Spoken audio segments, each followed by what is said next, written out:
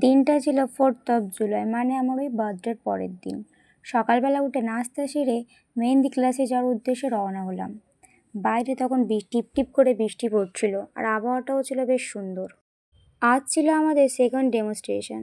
ক্লাসে গিয়ে আমরা সবাই অবাক, কারণ আজ দিদি সরাসরি আমাদের ব্যাচ থেকে না, অনলাইন ব্যাচেরই এক স্টুডেন্টের হাতে ডেমো দেখাচ্ছিল।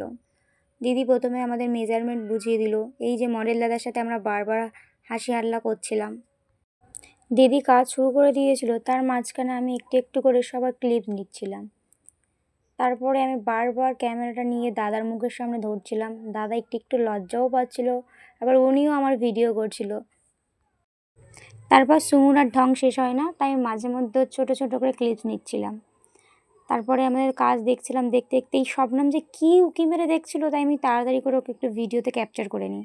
তারপরে এই সুলতানা নাইটি মামনি একটু হাই হ্যালো করে দিল আমাদেরকে।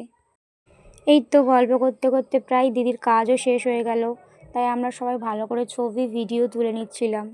দাদাকে বললাম, তোমার হাতটা ভালো করে দেখিয়ে দাও আমার ভিডিওতে। এই যে দিদি আমাদেরকে প্র্যাকটিস কোনও দিয়ে দিল সেদিন। তারপরে আমি দাদার সাথে একটু গল্প করছিলাম মেহেন্দি বিষয়ে। এই তো আমাদের মডেল দিদিকে রিকোয়েস্ট করে আরেকটা হাতেও মেহেন্দি পড়ছিল। তারপরে আমি সবাইকে টাটা করে স্টুডিও থেকে বেরিয়ে পড়লাম। আমি আর দিদি এই ঠান্ডা ঠান্ডা ওয়েদার একটু মোমোও খেয়ে নিলাম। বাড়ি এসে দেখছি সুরাইয়া আর নন্দিতা আমার জন্য বার্থডে সারপ্রাইজ নিয়ে অপেক্ষা করছে।